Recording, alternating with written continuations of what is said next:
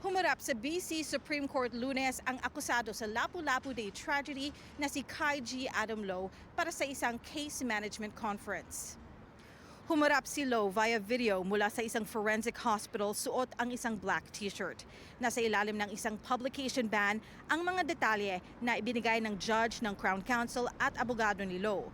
Pero maaari pong kumpirmahin ang dalawa pang petsa ng case management conference na magaganap sa korte, June 10 at July 8. Ibig sabihin, pinakamaaga ang Agosto para magsimula ang paglilitis.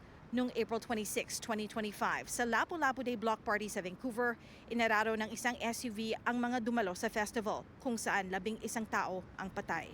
Nahaharap si Low sa 11 counts of second-degree murder at 31 counts of attempted murder.